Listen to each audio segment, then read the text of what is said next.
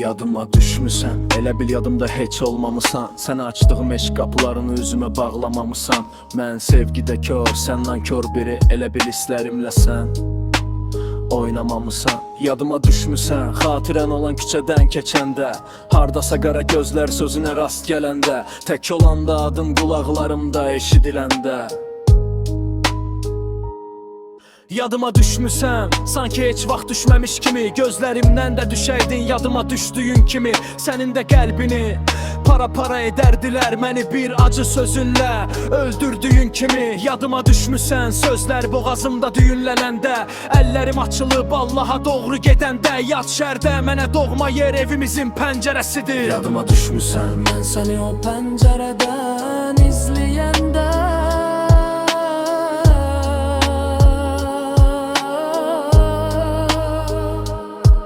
Yadıma düşmüsən, adını sətirlərimdə sıralayanda, olmayacağını anlamaq istəyib anlamayanda, əllərimdə doğranmış ürəyin parçaları qalanda.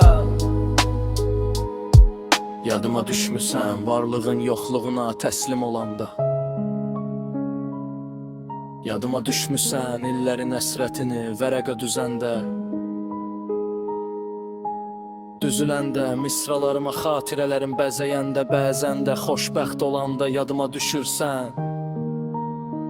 Yadıma düşürsən, yadıma düşürsən, yanımda heç olmamısan, qoymamısan eşkimin bahar çağını yaşamağa, yaşatmağa. Qururun imkan vermədi sevgimizi, mən yox illər öncə sən bitirdin bizi. Yadıma düşmüsən, gecələr gözlərim tavana zillənəndə, zülmət gecə acını mənə hakim kəsəndə, bütöv sevginin bağları qəflətən kəsiləndə, qapımda yalquzaq uluyur sanki gizlicə. Hər gecə ruhun evimə qonaq gəlir, ondan qurtulmağı bacarım necə?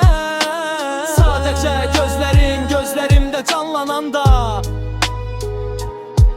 Yadıma düşmüsən, mən dustaq olanda.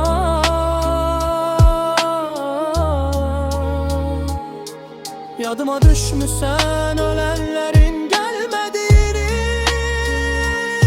anlayan yanda.